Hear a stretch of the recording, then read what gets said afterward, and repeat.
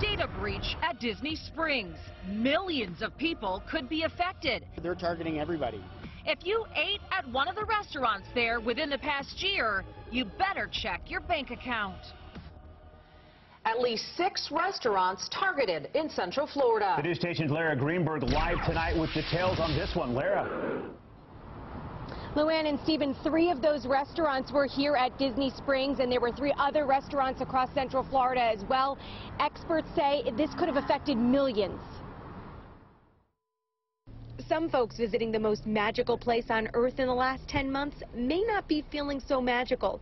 Earl Enterprises announcing it had a data breach affecting 6 restaurants it owns, 3 of them right here in Disney Springs: Planet Hollywood, Chicken Guy, and Earl of Sandwich.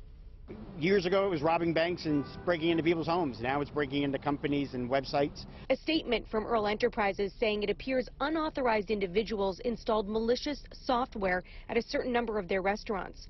The breach taking credit card and debit card numbers and some names from customers who visited between last May and this March. So why would it take so long to realize? The time it comes down to either they're not looking for it, or they don't have the technology in place to monitor it, or the bad actors, they're getting better and better. Restaurants at Disney weren't the only potential victims. I think Disney in this case was more of the casualty. It also affected Buca de Beppo locations, and there are 3 of them here in Central Florida. They're targeting everybody.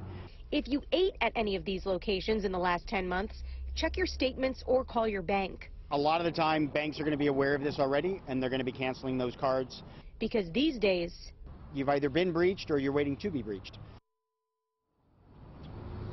Now, Disney says it has no reason to believe that their systems were affected, but they are reviewing it. And Earl Enterprises says that they're closely monitoring their own systems and also adding security to make sure this doesn't happen again. Live tonight in Celebration, Lara Greenberg, Fox 35 News.